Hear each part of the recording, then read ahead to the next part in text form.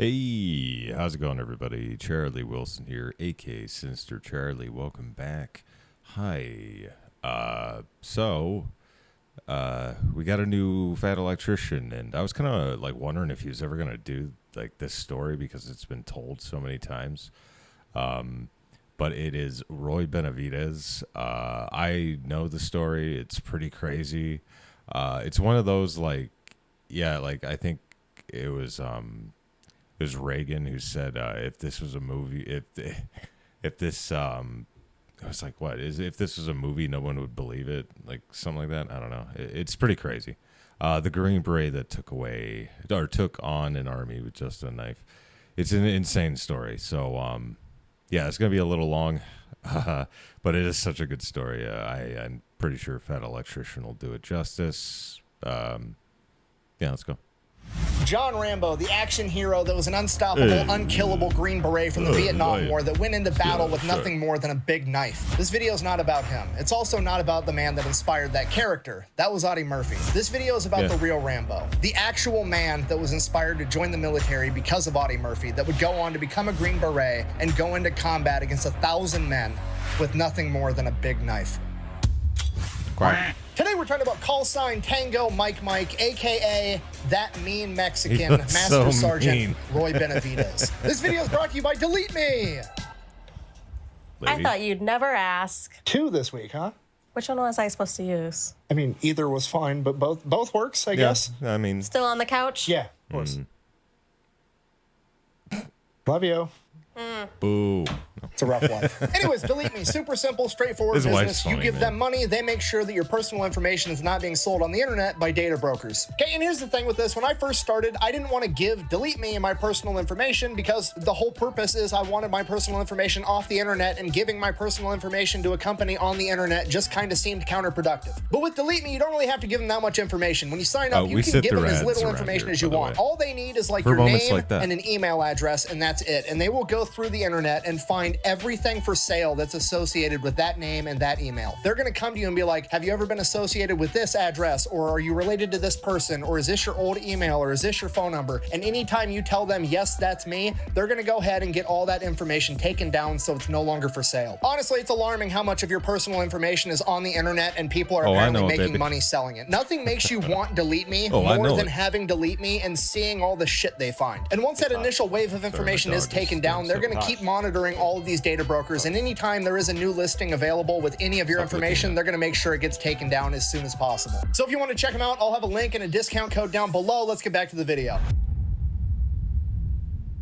For a while, Born on August 5th, 1935, Roy's first memory in life was attending his own father's funeral after he had passed away from tuberculosis when Roy was 3 years old. 1 year later, Roy's mother would remarry, and 9 months after that, she would give birth to Roy's new half-sister. And from that moment on, Roy was essentially on his own. His parents gave all of their attention to their new daughter, and Roy and his younger brother Rogelio were kind of neglected. 2 years later, Roy's mother would develop a cough that would get progressively worse and worse, similar to how Roy's father had. Roy's mother now had tuberculosis too. And while she was on her deathbed, her husband, Roy's stepfather, would inform her that he would absolutely not be raising another man's kids. And 6-year-old Roy overhears this. He's terrified. He has no idea what's going to happen to him and his younger brother Rogelio. He's already lost his dad. He's about to lose his mom, and his stepdad doesn't want him, and that's the only family he's ever known in his entire life. On the day of his mother's funeral, his stepfather tells him and Rogelio to pack their things. They're going to go live somewhere else. They load up in the car, go off to where the funeral's held, and at the funeral, a man comes up and introduces himself as Nicholas Benavidez. He is their father's brother, Roy and Rogelio's uncle, and they're going to come live with him. After the funeral, they load up in Uncle Nicholas's car and they head off to El Campo, Texas, Roy and Rogelio's new home. Upon their arrival, they get to meet what is going to be their new immediate family. They have their Uncle Nicholas, their Aunt Alexandria, their grandfather Salvador,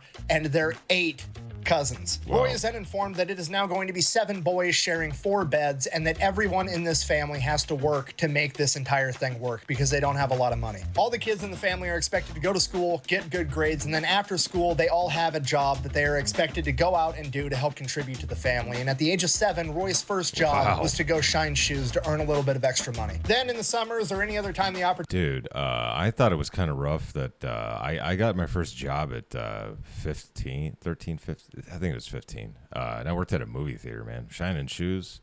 Go get your shine box. opportunity presented itself, they would all go out as a family and work in the fields picking crops. And this goes on for Roy's entire childhood, and his new family is incredible. His aunt, his uncle, his grandfather Salvador, they're the best people on the planet, but they're also being spread across their work and the 9 other kids in the house, so no kid gets a whole lot of attention. So between that, losing both of his parents, and being abandoned by his stepfather, he's kind of an angry kid, understandably so. So at a young age, he developed a pretty bad attitude, and he was not afraid to fight about it. One of his favorite things to do when he was 7, 8, 9, 10, 11, 12 years old was to go to the movie theater and watch the newsreels of all the different things that were happening in World War II. And he was inspired by the paratroopers. That's what he wanted to do. He wanted to be in the United States Army. But the problem with this pastime of going to the movie theater to watch all the newsreels was that you had to pay to get inside, and Roy didn't have any money. All his shoe shining money went back to the family. So Roy and a bunch of other kids would wait outside the movie theater for one of the previous... Yeah, this stuff is part of the story that I've never heard. Like, I think I watched like an infographics thing on Roy Benavidez, and yeah, it doesn't go into this much detail, so yeah. Showings to leave, and hopefully rich people would throw their pocket change out and let all the poor kids scramble and fight over it. It didn't take young Roy long to figure out that if he just beat up all the other kids, he would get all the money, and then he wouldn't have to run and dive for pocket change. The enemy cannot push a button if you disable his hand. And that's just the beginning of the fighting. It gets so much worse because... Such a good actor. And he plays a good SpongeBob. Or no, Mr. Krabs, sorry. Progresses, and all the young men go off to fight this war. There's a huge lack of manpower all across the United States. And to help alleviate that, one of the things the United States government does is basically opens up the southern border so that people can freely come into the United States and begin working. Because of that, there ends up being this huge misconception, especially in any state bordering Mexico, that any person of Hispanic descent wasn't even American. They were just some Mexican that was showing up to work in the fields. Y el acento, ¿dónde are you from? Scranton. Before that, La Philadelphia. This leads to young Roy getting picked on at school. All the kids are calling him a dumb Mexican. They're telling him he's not American. They're calling him a pepper belly. And he's like 8, 9 years old. He has no idea what's going on. So he goes to his grandfather, Salvador. And Grandpa explains to him, Roy, the Benavidez family fought against Mexico to gain their independence, just like any white person's ancestors fought against Great Britain to get their independence. Your mother was Yaqui Native American. You are just as much, if not more American than anybody else. The Benavidez family name is Mexican, but we are Americans. You have multiple cousins fighting for America in the war right now. Don't ever let anybody tell you that you're not American, which is a great sentiment. I love it. However, what young, angry Roy honed in on was they fought for it. From this point forward, anybody that wants to make fun of Roy has a fight on their hands, and they almost never won because Roy, at the age of 9, 10 years old, has been working in fields and shining shoes after school every day for years. He is way above the average level of toughness for a young man. And Roy wasn't even that big of a kid. If anything, he was smaller than average, but none of the bullies were bigger than him either once they were looking up at him from the flat of their back, which is always where they happen to find themselves eventually. Now, it's also important to mention that Roy, while he does have a temper and he's not afraid to fight about it, he does have standards. He was being raised right by his aunt and his uncle and his grandfather. Roy would not hit a girl if a girl made fun of him. He's a good kid. But what he would do is when they went out to recess, he would kick dirt at her until her brother or her boyfriend came to stop him, and then he'd beat the shit out of that guy. Hello, how are you? And this goes on for Roy's entire childhood. He's always getting in fights. He struggles in the classroom academically, but outside of school, he does work super hard to help provide for his family. He still loves going to the movie theater, watching all the newsreels about World War II. He still wants to grow up to be a paratrooper, and he also loves hanging out with his uncle and his grandfather, Salvador. And his grandpa had all these amazing stories that he would share with him, and all these stories had some underlying meaning or some lesson that Roy needed to be taught. And his favorite story was when his grandpa was younger and he was a cowboy, and he was on this trail, and another cowboy had fallen off his horse down onto a cliff face, and he was stuck. And Grandpa Salvador stopped, took his belt off, and lowered it down to help pull this cowboy up and saved his life. And the moral of that story was, when somebody needs help, you help him. And all this keeps going on until he's about 14 years old and he drops out of school. He's not going to go to high school. He's just going to go get a full-time job and help support his family. So that's what he does.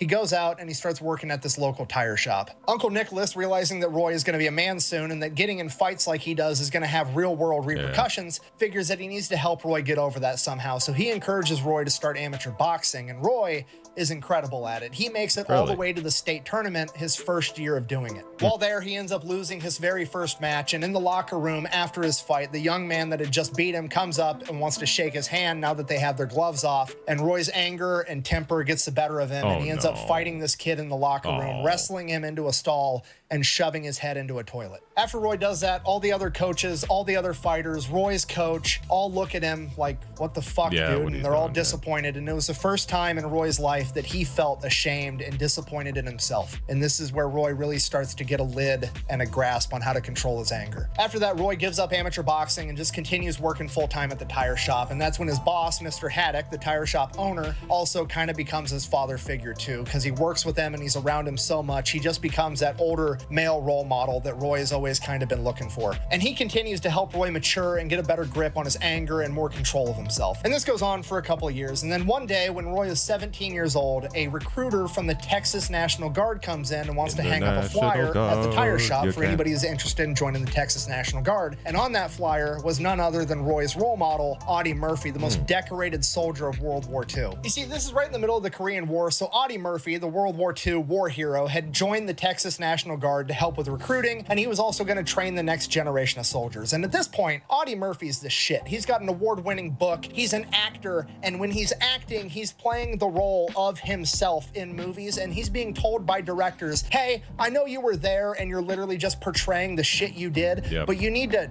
tamp it down a little bit because it's so unrealistic, nobody's going to believe this story. This is a Texan that was rejected by the Marine Corps for being too small and then went on to be the most decorated soldier of World War II, earning the Medal of Honor for going toe-to-toe with an entire German SS battalion by himself from the back of a flaming M10 tank destroyer with a 50 caliber machine gun. So Roy Benavidez figures if the Texas National Guard is good enough for Audie Murphy, then that's exactly where he wants to be. So he goes, he joins the Texas National Guard, he ships off, goes to basic training, ends up coming back, he's doing his weekends, he's doing his training in the summer. That goes on for a couple of years while he's still working at the tire shop with Mr. Haddock. Then one day he decides that he likes doing Army stuff a lot more than he likes changing tires, so he wants to go full-time Army. He goes over to the active duty recruiter's office. It's a shared office. They've got the Navy, the Marines, the Army, and the Air Force all right there in one building. Roy walks right past the Navy, walks right past the Marines, walks right past the Air Force, goes straight to the active duty Army recruiter, says, here's my guard papers, I'm a corporal.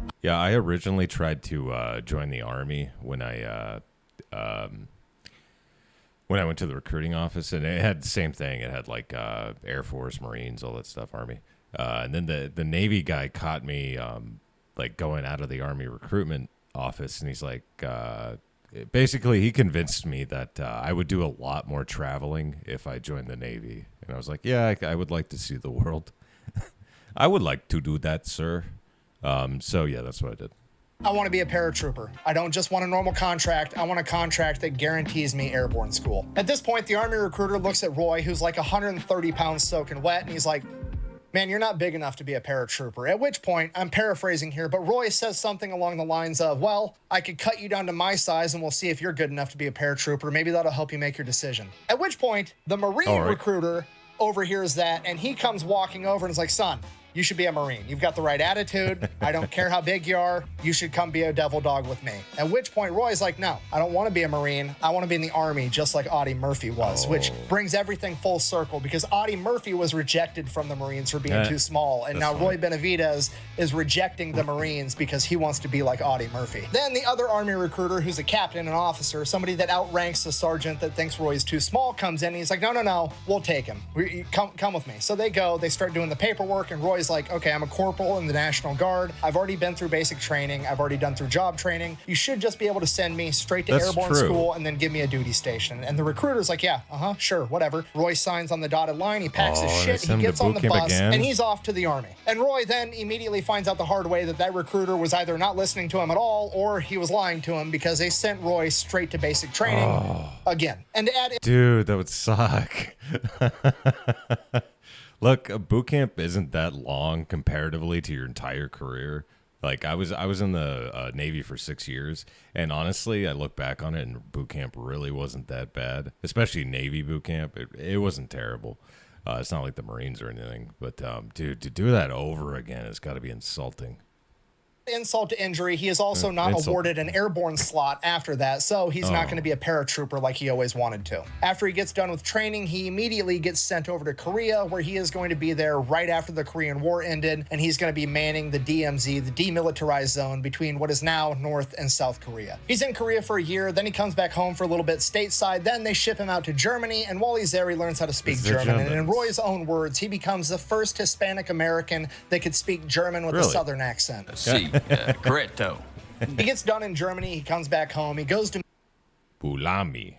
military police school, becomes an MP, and he gets assigned to basically being a glorified chauffeur for high-ranking military officers, generals, colonels, etc. And then randomly, one day, a couple months out from his contract being up with the Army, he's trying to decide whether or not he wants to re-enlist, and this General Westmoreland, asks him, "You ever thought about being a paratrooper?" And Roy's like, yeah actually, that's the only reason I'm here. I wanted to do that. I kind of got screwed out of it. I'm thinking about re-enlisting, and if I re-enlist, I really want to be able to become a paratrooper. To which the general kind of like doesn't even really continue the conversation. He's just like, huh.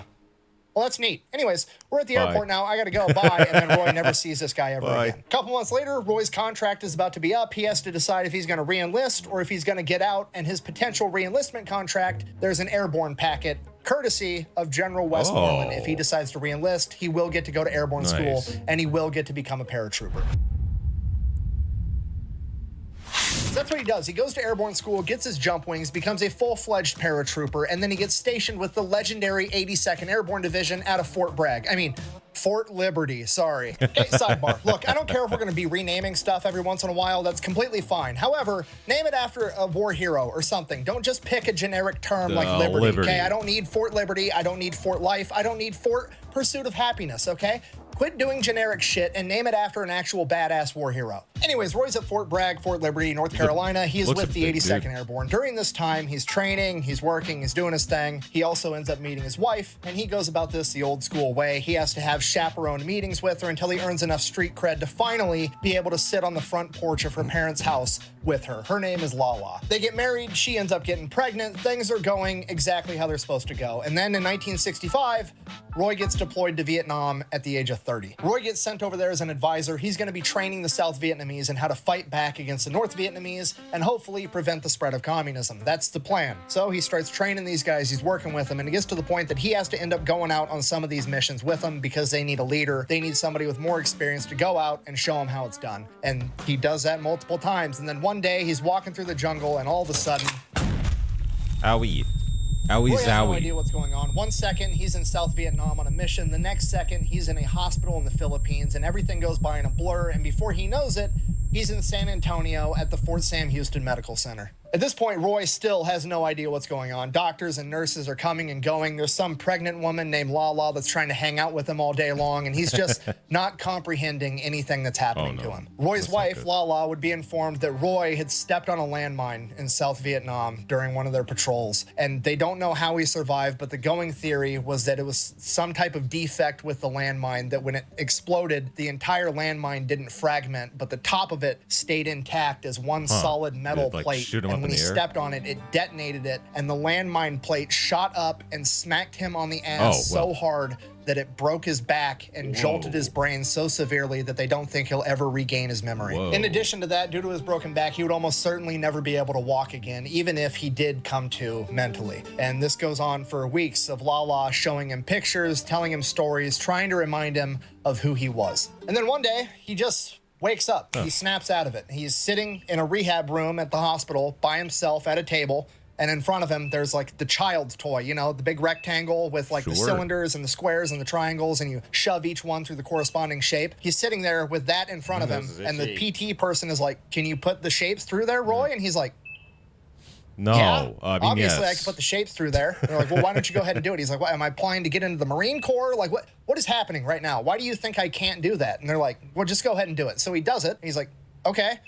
Obviously, what is happening right now? They then explain to him that he has been unable to do that for weeks every single time they've got him to try, and Roy is just like literally snapped out of it like that. He's 100% mentally all there. He just doesn't remember the accident itself. He remembers everything else. So Roy's back. This is great. Now he just wants to get back up on his feet. He wants to keep serving in the Army. He wants to keep jumping out of planes. He wants to go back to Vietnam and be with his guys. And that's just how Roy is. So he demands that they start giving him physical therapy as soon as possible. And that's what he does. And over the course of a couple weeks, he comes to the painful realization that these physical therapists aren't getting him ready to walk and run and be in the Army again. They're getting him mentally ready to spend the rest of his life in a wheelchair. Yeah. The doctors are telling him he's never gonna walk again. He's gonna spend the rest of his life in a wheelchair, and he needs to accept that. But Roy's not buying it. If they're not gonna push him to get the results that he wants, he's gonna push himself. The night nurses come in, they catch him, they give him a pill, they knock him out, they put him to sleep. He wakes up the next morning, his hip hurts from where he fell out of bed, and his leg muscles are sore from bearing weight for the first time in months. But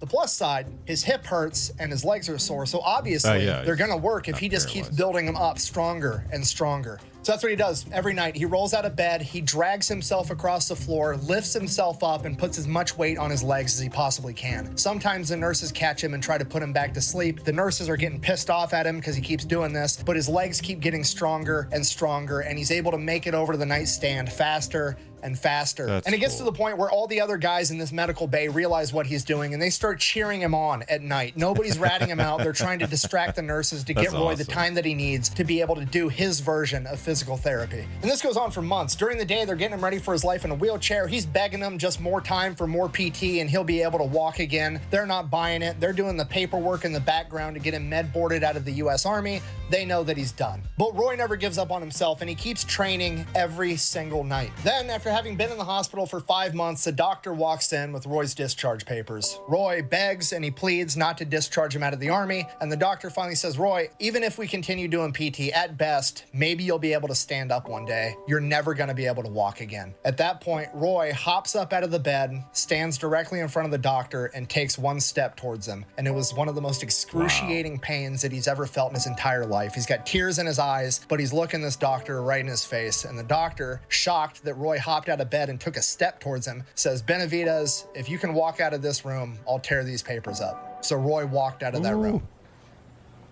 Oh, bang! Hold on now, hold on. Oh, that hurt. Walk it off. You know what's funny? I just watched this movie, Talladega Nights. I just saw that for the first time in a long time. It's still pretty funny. Hey, man, you can walk. Kind of holds up. Shortly after that, he walked out of that hospital and went back to Fort Bragg. Obviously, he gets assigned a desk job, but despite that, Roy's going to do the best job he can no matter what tasks they give him. So he crushes that job the best he can, and when he goes home at night, he continues to train. First, he starts walking a couple miles a day. Then he's walking 5 miles a day. Then he's running 5 miles a day. Then he's running 10 miles a day and doing 500 push-ups in a single day, every day. And he works himself up to being just as fast, just as strong as he ever was. And then, since he did such a good job at that desk job, he kind of figured out how things worked. And then wouldn't you know it, one day, out of the blue, Roy Benavidez's name ended up on a manifest to do one of the jumps for the 82nd Airborne's training. Not just one manifest, but 3. Wow. Roy did 3 jumps in a single day after having broken his back. What are the odds of that? What are the odds of that? And after having done that, Roy sits back, relaxes, reflects on his achievement. No, I'm just kidding. He goes out and decides that he wants to become a Green Beret now. So he goes off to Special Forces selection, and he makes it. He passes. He becomes a Green Beret. On one hand, absolutely incredible. It is almost unbelievable that he's able to accomplish this. On the other hand, it's obvious that he was going to be able to accomplish this, right? Because if you don't know about these Special Forces groups, it's never like the fastest. By the way, in case I'm sweating, the air conditioner is on, but I'm in my office, and it doesn't. The air conditioner is like blowing in from the other room. So yeah, and it's Tucson, and it's actually humid, which is bad in the desert. It's so bad. The strongest, the freak athlete that ends up making these Special Forces units. It's always just that tough farm kid that you're going to have to kill to get him to stop. It's that person that's never going to quit. And if there was ever a embodiment of that archetype of person, it's Roy Benavidez, okay? Homie stepped on a landmine and literally walked it off. Of course he had what it took to become a Green Beret. That's just to get selected to be in the unit, though. So then he has to go off and get all of his other training. He becomes a linguist. He gets cross-trained as a medic. He gets trained on every heavy weapon system. He becomes trained trained in military intelligence, the gathering of information. So he gets done with all this training, then he gets orders that he is going to be deploying to Central America. Here's the problem. Roy doesn't want to deploy to Central America. Roy wants to go back to Vietnam. So Roy goes back to that very same office that he worked in for a little while he was training before he became a Green Beret, and wouldn't you know it, somehow or another his orders got changed and he was sent to Vietnam instead. How'd that happen? But Roy wasn't just going to be going to Vietnam, he was going to be going to other countries neighboring Vietnam, like Cambodia. Yeah. Roy was part of MACV-SOG. Okay, real quick, for those that don't know, MACV-SOG at this point in time is America's premier top secret special forces group, okay? They take all the best guys from all the other special forces, the Army Rangers, the Marine Raiders, the Green Berets, the Navy SEALs. They take their best guys and they put them in this unit together as like America's special forces dream team. Basically, they're the ones doing all the stuff that America's not doing, you know? Yeah, this I group know. is so secretive that nobody even knew that Oh, trust me, I know.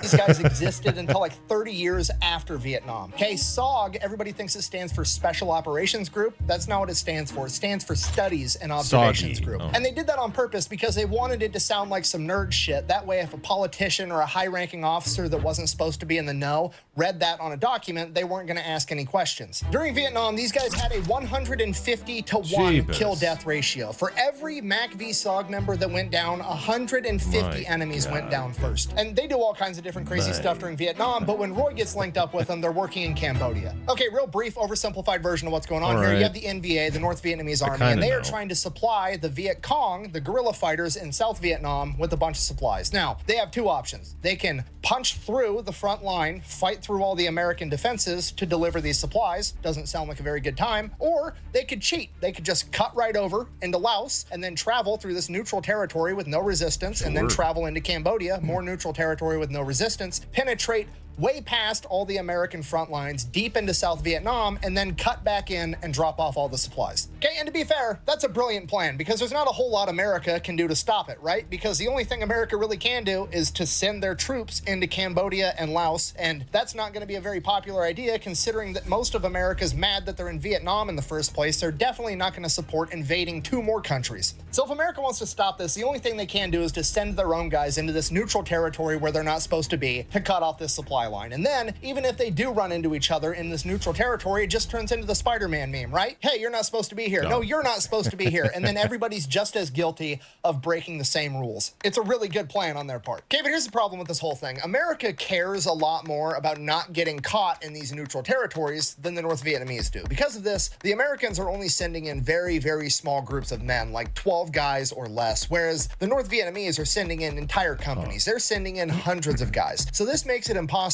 for the Americans to directly confront the North Vietnamese. So rather than confronting them, they start stalking them. They start tracking them down and following them, writing down what their most commonly used paths are, what they're dropping off, where they're dropping it off. They try to memorize all their different routes. They try to figure out anything and everything they can about their operations inside of Laos and Cambodia. So that goes on for a while, and then somebody gets the bright idea of like, hey, we know where all the enemy's ammunition is. What if we just snuck in a bunch of defective ammunition that blew up when they tried to fire it, and then it would not only take care of some of the enemy troops that got messed up from, a howitzer round blowing up or ammunition blowing up or defective ammo, and they go and try to get into a firefight, then the Americans are guaranteed to win. There's that aspect, but then there's also the psychological aspect of the enemy isn't going to trust their own supply line anymore. So then that goes on for a little while, and then eventually the North Vietnamese and the Viet Cong figure out that the Americans are doing this, so they start sending out their best guys, their equivalent of MACV-SOG, and they send them out into these neutral territories to try to hunt and kill the American MACV-SOG operators. Because of that, the MACV-SOG casualty rate goes up, and at one point, it was actually reported as being a 100% casualty rate. If you were in MACV-SOG during this era, there was a 100% likelihood that you were going to get injured or killed in the line of duty. A Purple Heart to these guys was just a rite of passage. So MACV-SOG starts taking more casualties. They realize they're being hunted. Then they start doing countermeasures to prevent from being caught. They're having helicopters go in and pretend to drop off a bunch of operators when they're actually not doing it, basically spamming them. That way, when they actually do go behind the line, the enemy's not going to know whether that was a fake drop-off or a real drop-off. So that's what's happening. There's like this shadow war going on in the neutral territories of Cambodia and Laos, and this is what's happening when Roy shows up. So 2 weeks into being there, Roy goes out on a mission, and one of the guys, if he's with, ends up getting shot up, and they have to get this guy medevaced, but they're still being attacked, so they can't go out in the open so a helicopter can land. So the helicopter has to drop what's called a McGuire rig. It's basically just a rope that these guys are going to hook onto, and they're going to pull them straight up out of the canopy of the jungle. And you know what I'm kind of upset with, and this is like off topic totally. I never got to go in a helicopter when I was in the Seabees. Not that there would be any need to, but yeah, I just found that funny. Anyway. And fly off with them dangling underneath the helicopter like some badass Pinocchio. Now, usually when you do this, like you can see in this picture, you're stacked on top of one another on the same nylon rope. But for some reason on this day, they dropped 2 nylon ropes. Roy hooked the other guy that's injured up to one, and he hooked himself up to the other. And Roy probably didn't even realize that there was 2 ropes. He just saw a bunch of nylon rope everywhere. He hooked both of them up, and they were going to take off. So they get pulled up out of the canopy. They take off headed towards camp. But because they're each on a different rope, the ropes end up getting crossed, and the nylon ropes start rubbing together. And when nylon rubs up against nylon, it melts because it's plastic. So these ropes are going to end up snapping, and Roy and his buddy are both going to fall to their death unless they can land and get this figured out. And they can't land because they're still being shot at. Now, luckily for Roy and the other guy, the belly man in that helicopter was another one of Roy's friends, a sergeant by the name of Leroy Wright. And he noticed what was going on, and he ties himself off to a 3rd rope and lowers himself out of the helicopter in between the other 2 nylon ropes, allowing his body weight to untangle the ropes as he lowered himself down, saving all 3 of them. Word up. 2 days after that, Roy wakes up in his cot, time to go get breakfast. He heads off towards the chow hall.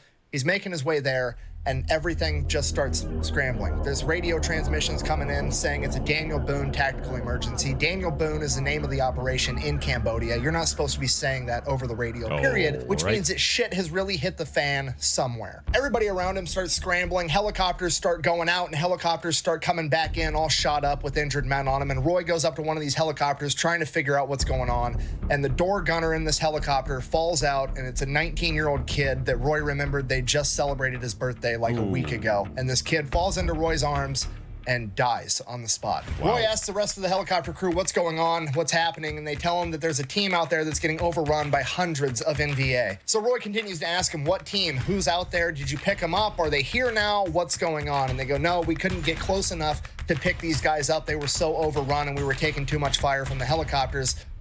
We don't know who it was, but it was the big black dude that saved you the other day. And Roy immediately knows they're talking about Leroy, and his entire team is still out there. So Roy asks them, are you going back out there? And they said, yeah, we're going to go back out there, but we're not going to be able to land. The only thing we're going to be able to do is drop ammunition out of the helicopter above them so they have ammunition to keep fighting. And to Roy Benavidez, it sounds an awful lot like somebody needs help. And with that, he runs over, grabs his medical bag, jumps in the helicopter, and they take off. A couple minutes into the flight there, Roy realizes that in his hurry to run and grab his aid bag so that he could help, he made a mistake. A really big mistake. He forgot his gun. God damn it! He is now in a helicopter flying into combat with no gun, no food, no water, no... Anybody got an extra gun?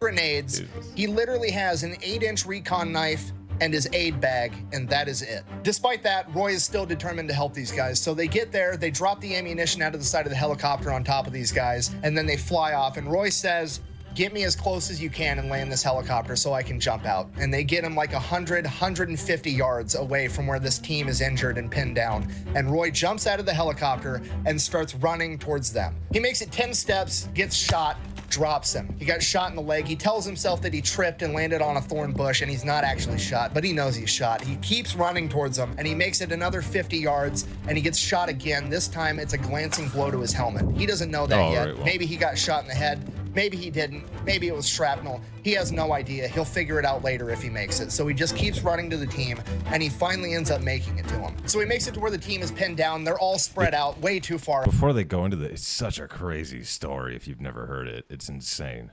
They're not in a defensive position. They're running out of ammunition. Every single person there is shot, blown up. Everybody is in horrible shape. So Roy gets to work. He picks up an AK-47 off a dead NVA soldier as he runs to each individual team member, giving them morphine, whatever medical aid he can, and then dragging them over to this anthill, this big pile of dirt, to get them in this defensive position where they're actually semi-close together and they can start fighting back. Roy ends up making it to the guy with the radio, and he's like, this is Tango Mike, I've still got men on the ground. I need to get these guys medevaced. I have green smoke grenades. I'll pop them so you know where we're at. While the helicopters are on their way, Roy keeps going and getting more guys and dragging them back to the anthill, giving himself and everybody else morphine. The helicopters finally show up, the door gunners lay down suppressing fire, and Roy starts loading up the guys at the anthill onto the helicopter, but he still has more men out towards the bush line that he hasn't been able to make it to yet. So he gets all the guys on the helicopter, and then he tells the door gunner, hey, we still have men over there, cover me. And Roy takes off running next to the helicopter as the helicopter is gliding next to him, and him and the door gunner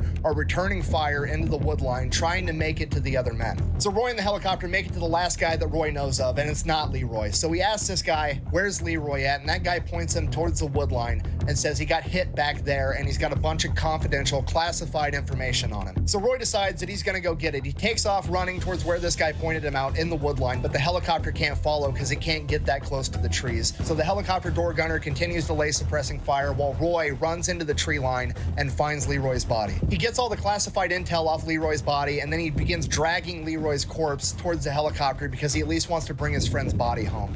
And then he gets shot in the back. As we all know, it's always darkest right before the dawn, but as we also all know, sometimes it's darkest right before it gets even fucking darker. After being shot, Roy turns around, realizing he's not going to be able to bring his friend's body back with him, and starts running towards the helicopter. And then he sees the helicopter pilot get shot through the window as the helicopter spins out of control and crashes. Roy makes it to the crash site, and everybody there that survived is pretty much ready to call it a day. They've accepted the fact that they're about to die, and Roy hasn't. He starts dragging everybody, getting them away from the burning helicopter and getting them into another defensive position so that they can fight back. He's going and getting AK-47s off of dead NVA soldiers, getting these guys guns. He has guys that can't even see. They're missing eyes, and he's just telling them, shoot that way. Under Roy's leadership, they start fighting back, and Roy starts calling in airstrikes, F-111s, F-4 Phantoms, gunships, anything and everything they have, and they just start bombing this tree line with all they've got, and they do it over and over, but the enemy soldiers just keep coming and coming. There's literally hundreds of them, and this goes on for hours. It's too hot for them to get a helicopter. I had to break it up there. That was getting a little crazy. In there to load people up, and every time they bomb the tree line, more enemy soldiers run out of it towards Roy and his crew. And it gets to the point that they're literally using the dead bodies of soldiers as sandbags to stop bullets. Roy and the men on the ground don't realize it at this point in time, but the crews up in the gunships that are mowing down the forest that the enemies are coming from are starting to mow down so much vegetation that they're starting to see straight lines, which don't occur naturally in nature. These are bunkers with fortified machine gun positions. The MACV-SOG team didn't just stumble across an entire battalion of men. They walked right into an entire NVA base inside of Cambodia. That's nice. Eventually, the air crews come to the realization that with this base there's got to be at least 1,000 men, an entire battalion there, and there's a road where they can bus in even more men for reinforcements. They're not going to be able to keep this up and get Roy and everybody else to be alive and handle this the right way. So the only thing that they can do is to have a carpet bomb of that forest, and at the exact same moment that those bombs start dropping, they're going to send in the helicopters to try to pick up Roy and everybody else. So a group of A-37 Super Tweets bomb the tree line as a Huey comes down, and Roy starts helping to load these men into the helicopter. Some of them have lost so much blood they can't even pick themselves up. And while this is happening, the North Vietnamese soldiers rush them. They're coming straight towards the helicopter. They're firing. Roy's trying to load the men on while firing back. The door gunner's returning fire, and one of them ends up making it to Roy, and for some reason, whether he was out of ammo or whether he was trying to take an American alive, he hits Roy in the back of the head with the buttstock of his rifle. Roy falls down, and then he swings it again at Roy's face, dislocating his jaw. Roy, somehow still conscious, gets up, starts trying to wrestle this guy to the ground. He lost his gun. All he has is his recon knife, and this guy's got his rifle with a bayonet on it. And the enemy soldier goes to lunge at Roy with the bayonet, ends up cutting Roy's arm, and then Roy lunges at him, misses. The enemy soldier lunges back. He ends up stabbing Roy in the stomach with the bayonet, and Roy ends up getting to him with the recon knife, stabbing him in the chest and killing him. Roy pulls out the bayonet, can't get his recon knife out of this guy's chest, and he's now holding his intestines in his stomach with one hand. At this point, Roy's right next to the helicopter, and he's looking right at it. He should get in the helicopter, but he turns around away from the helicopter, and there's 2 Americans still out there returning fire that are able to fight. They're just not able to walk, and Roy runs towards them. Roy gets there, picks up the one that can't walk entirely, and starts helping to drag him towards the helicopter, and the other guy can't crawl, but he can't walk, So he literally starts walking on his knees using an AK-47 like it's a crutch. They get to the helicopter. Roy helps load them in the helicopter, grabs the AK-47 that the guy was using as a crutch, turns around again and starts shooting at NVA soldiers that are charging towards the helicopter as the injured men behind him literally grab Roy and drag him into the helicopter as they take off. As it becomes clear to absolutely everyone that Roy Benavidez did not just bring a knife to a gunfight. The communists brought an army to a Roy Benavidez fight and still couldn't win. After saving all the surviving members of the original MACV-SOG team and the first helicopter crew, through 6 hours of combat, Roy has sustained over 37 different life-threatening injuries, multiple gunshot wounds, over 20 shrapnel wounds. He has been bayoneted and he has been clubbed. And after being dragged into the helicopter, he finally loses consciousness. Just a flesh wound. Still a good movie. His next memory is being literally waist deep inside of a body bag as an American medic is zipping it up. His eyes are caked with blood and he can't open them. He can't talk to the medic because his jaw is dislocated and he's lost so much blood that he can't move. And from the medic's perspective, he doesn't even realize that Roy's an American because he's Hispanic. He's got the same skin tone as the North Vietnamese, and Roy's body is literally laying on top of 3 dead NVA soldiers that in Roy's fog of morphine and adrenaline, he loaded into the helicopter because he didn't want to leave anybody behind. Roy can literally feel the teeth on the zipper closing as it gets closer and closer to his head. And once the zipper reaches his neck, somebody stops the medic and says, "Hold on, that's Benavidez." And he instructs the medic to double check and make sure that Roy is actually dead. And the medic argues with him, and Roy's buddy says, "I don't care, double check." And the medic zips down the body bag a little bit and puts his hand on Roy's chest and leans forward to listen and see if he can hear breathing. And at this moment, Roy takes what he describes as the best shot he's ever made in his entire life. He spits directly in that medic's face. Get in that hawk. And with that, they get Roy out of the... Damn it. I did... Wow, he got to that one quick, actually, because this came out like a few days ago, so... That Hakatua thing is so stupid. It's funny, but it's like the way people just won't stop talking about it, and it's like, okay, well now it's not good anymore because everybody's talking about it. Now it's not fun. The body bag, they get him in the aid station and they start trying to do everything they can for him, but they're almost positive that he's not going to make it. After his chain of command figured out everything that had happened and that Roy was pretty much the only reason that the 8 other men that survived made it out of there alive, immediately got him signed up to receive the Distinguished Service Cross. The only reason they didn't try to get him the Medal of Honor on the spot was because they didn't think Roy was going to survive, and they wanted to get him an award that they could give him in the field so that he could receive it before he passed away. But Roy Benavidez had other plans. He doesn't pass away. Instead, he recovers. And not only does he recover, he yet again refuses to get med-boarded out of the Army into a medical retirement and continues to serve an additional 10 years in the United States Army. How long and did during he that serve? time, they try to get him awarded the Medal of Honor. I think he served like maybe 40 years, maybe 30, 40 years. I don't know. I knew a Master Chief who did 36 years.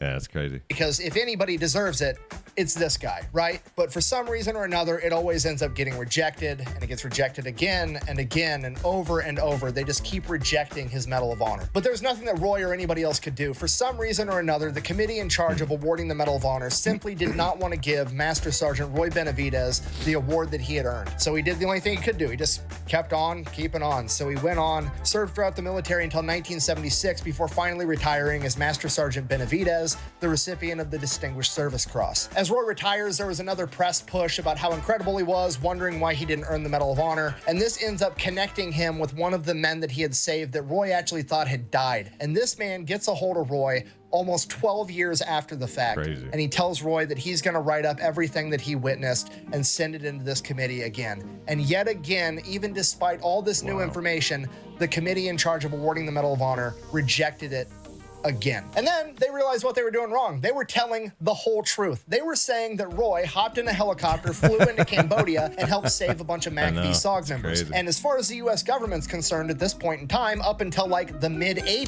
MACV-SOG, A, doesn't exist, and B, if it did, it definitely would not be operating in a neutral territory like Laos or Cambodia, because that was against Americans the rules. wouldn't do that. I can neither confirm nor deny details of any operation without the Secretary's approval.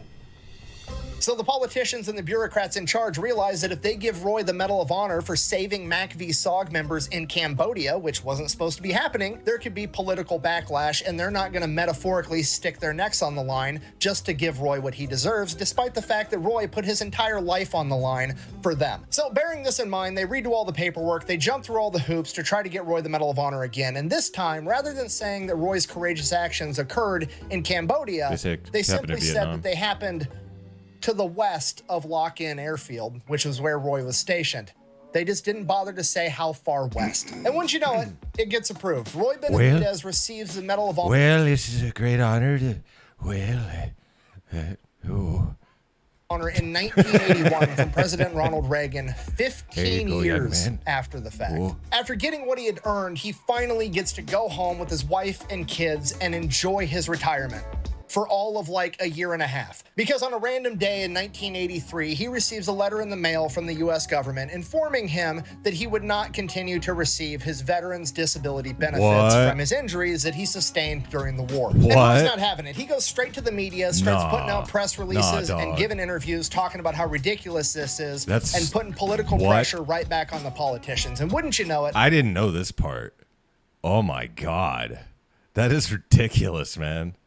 A couple weeks later, the US government comes out with a statement of like, oh, hey, we're sorry that we're doing this. We haven't been handling it appropriately. We're going to continue to do it, but we're going to do it in a more humane way for everybody involved. And while I can't prove this, I'm willing to guarantee that Roy Benavidez got the notification of like, oh, sorry you got that letter. Obviously, this doesn't apply to such a high-profile person that's got enough leverage to be a pain in our ass. Here's your benefits, but we're going to go ahead and fuck everybody else. And Roy wasn't going to allow it. He came out and said that if they can try to do this to him, he can't imagine what they're going to try to do to everybody else. So he keeps fighting for not only himself, but for the other 350,000 veterans that were getting their benefits cut, right? Because they need help too. And Roy's going to help them. So he keeps pushing and putting more pressure on the US government. Basically, he just comes out and says, hey, the same Ronald Reagan administration that gave me my Medal of Honor is now telling me and a bunch of other veterans that we're not good enough for the benefits that we earned.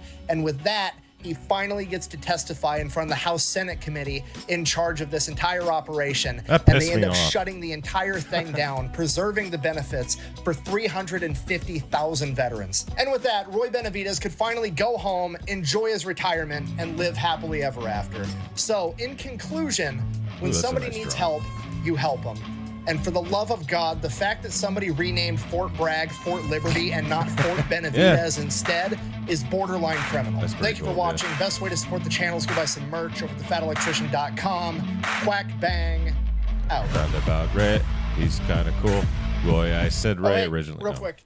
If you guys wanted more, there's a book called Legend by Eric Blim, all about Roy Benavidez. The author spent like 3.5 years researching for it, and he actually helped me make this video. Oh, cool, man. If you guys wanted to check it out, it's over on Amazon, and I'm sure it's on his website if you wanted to Google it too. I'll have it all linked down below.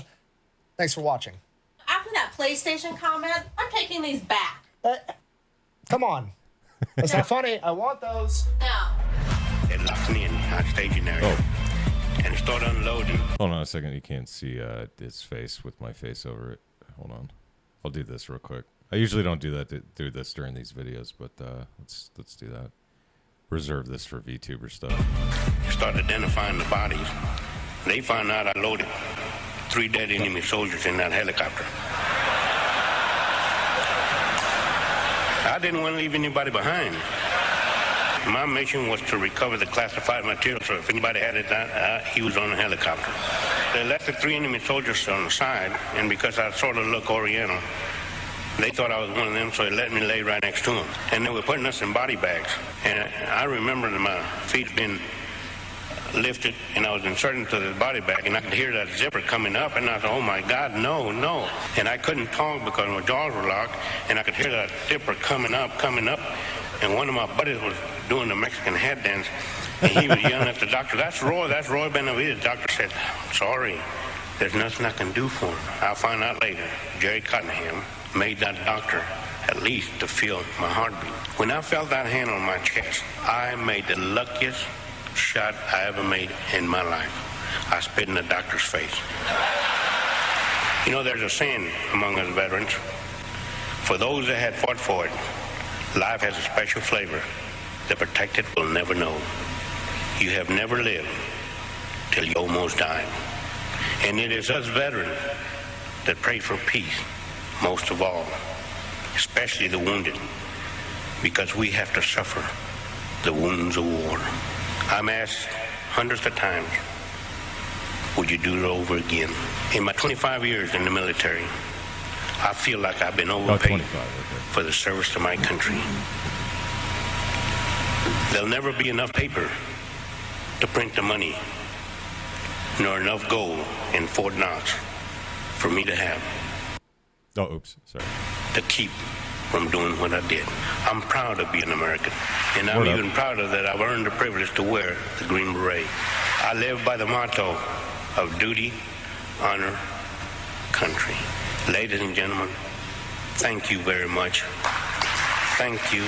God bless you, and God bless America. Word up, dude. Whew. That was a rough, hard, well, not a rough one, but it was hard to get through sometimes. Yeah, that Roy Benavidez, man, that's nuts. All right, let's do a little stretch and a bend. Yeah, I'd heard that story before. Some of the details I didn't know about that veterans benefits thing. That pissed me off. It's like there's a lot I could go into like about VA benefits a lot. I don't want to do it right now. I could go into how messed up it is that some people get their stuff taken away. It's kind of gross, if you ask me. Anyway, thanks for watching. I really appreciate it. Please like and subscribe down below. Makes me feel real good inside and helps out the channel. And also, I do have a membership. It's like $3 a month. So, you'll get videos like this early. So if you want to. Not telling you have to, but yeah. And please, if you want me to check out anything else, please put comments down below. Tell me. It doesn't have to be military related. Could be something weird. I like weird stuff. Anyway, thanks for watching, and bye.